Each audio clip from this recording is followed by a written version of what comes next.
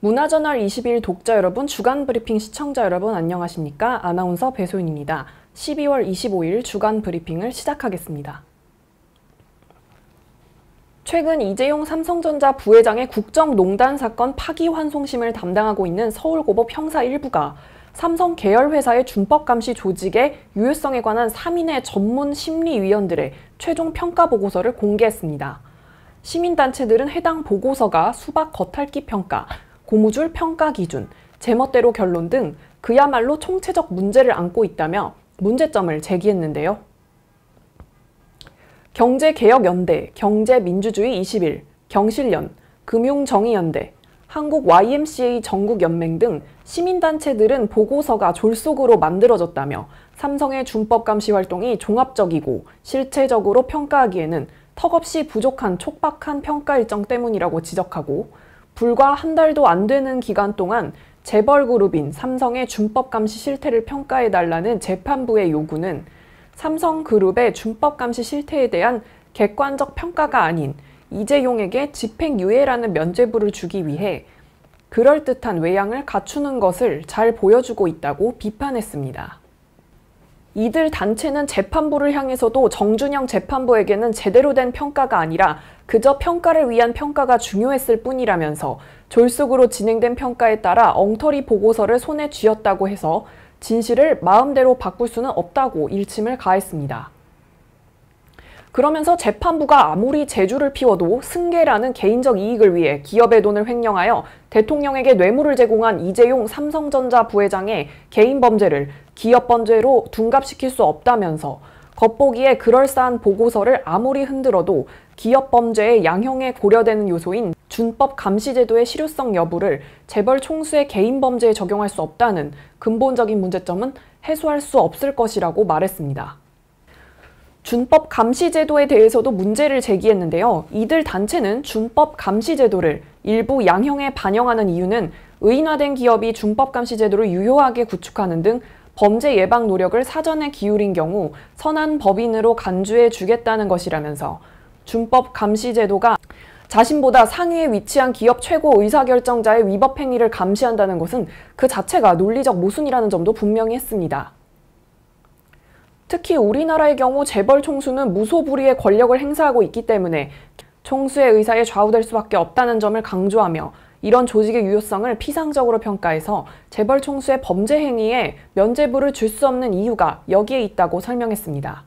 시민단체들은 재판부가 완전하고 공정한 평가 보고서를 주문하는 대신 촉박한 평가 일정을 강요하면서 평가를 위한 평가를 재촉해 졸속으로 보고서가 마련됐다면서 결국 정준영 재판부는 삼성 준법감시위원회가 잘 작동하고 있다는 환상을 만들어 이재용 부회장에게 집행유예를 선물하려는 헛된 꿈을 아직도 버리지 못하고 있다고 볼 수밖에 없다고 비판했습니다.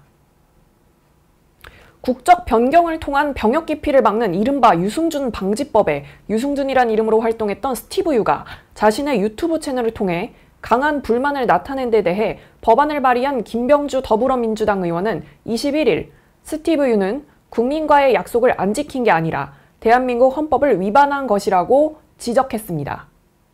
스티브 유가 김병주 더불어민주당 의원이 발의한 이른바 유승준 방지 병역법에 대해 반발한 가운데 21일 김 의원은 병역은 국민의 신성한 의무이기에 공정의 가치가 돼야 한다고 강조했습니다.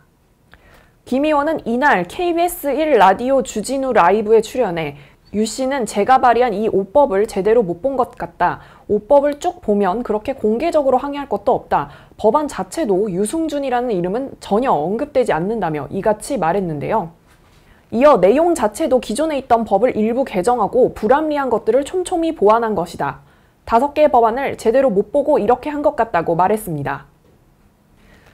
김 의원은 또 해당 법안을 발의한 이유에 대해 유 씨가 일부 해당되는 항목이 있긴 하지만 1년에 4천여 명 정도가 국적을 바꾸는 등 병역을 기피하려는 의도를 가진 사람들이 많다면서 근본적인 공정의 가치를 구현하기 위해 이것을 만든 것이라고 설명했습니다. 유 씨가 군대를 가지 않는 것을 두고 나 약속 못 지켰다. 그게 죄냐고 주장한 것에 대해 김 의원은 유 씨는 본질을 왜곡한 거다. 팬과의 약속을 안 지켰다고 하는데 그건 엄연히 헌법의 위반이고 병역법의 위반이라고 지적했습니다. 이어 2001년 당시 유 씨는 한국 국적을 가졌으면서 미국의 영주권도 가졌다. 시민권이 아니었다. 그래서 정상적으로 병역 대상자였다면서 병역 입영 신체 검사를 받고 사급 판정을 받았다. 해병대까지 간다고 이야기하고 입영 통지서까지 받았던 상태라고 말했습니다. 그러면서 입영 통지서까지 받은 건 공식적인 명령과 문서다. 그런 상태에서 해외에서 공연을 하겠다고 조건부 허락을 받았는데 그때 나가서 시민권을 받고 5일 만에 한국 국적을 포기하고 병역을 기피했다고 꼬집었습니다. 김 의원은 시민권을 미국에서 받다 보니까 우리의 통제 범위를 벗어난 것이라며 약속을 못 지킨 것이 아니라 헌법을 위반한 것이라고 강조했습니다. 또한 의무와 권한과 권리는 같이 가는 거다. 국방의 의무를 안 한 사람에게 권한이나 권리를 줄 수 없다. 저는 무임승차라고 본다. 국방을 안 한 사람이 한국에 들어와서 경제활동을 하는 건 막아야 한다고 덧붙였습니다. 앞서 김 의원은 지난 17일 병역 기피를 목적으로 한국 국적을 포기한 이들의 국내 입국을 막는 법안을 발의했습니다. 개정안에는 병역 의무를 이행하지 않은 상태에서 대한민국 국적을 상실하거나 이탈했던 남성의 국적 회복을 원칙적으로 불허하고 입국을 금지한다는 내용이 담겼습니다.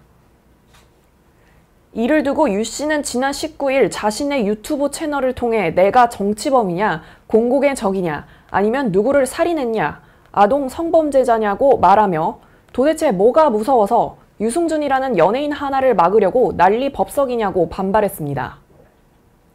이어 내가 청년들에게 허탈감을 느끼게 하는 건 말이 안 된다며 솔직히 바른말로 추미애 법무부 장관 아들 황제휴가, 조국 전 법무부 장관의 말도 안 되는 사태들 때문에 나란 일 하는 정치인들의 비리와 두 얼굴을 보며 청년들이 더욱 분노하고 허탈해하는 것 아니냐고 되물었습니다. 한편 유 씨는 지난 2002년 병역 기피를 목적으로 대한민국 국적을 포기하고 미국 시민권을 취득했다가 법무부로부터 입국 제한 조치를 당했습니다. 유 씨는 약 20년에 걸친 오랜 소송전 끝에 올해 3월 대법원에서 승소했으나 지난 7월 LA 총영사관에서 다시 비자 발급을 거부하자 거듭 행정소송을 내는 등 소송을 이어가고 있습니다.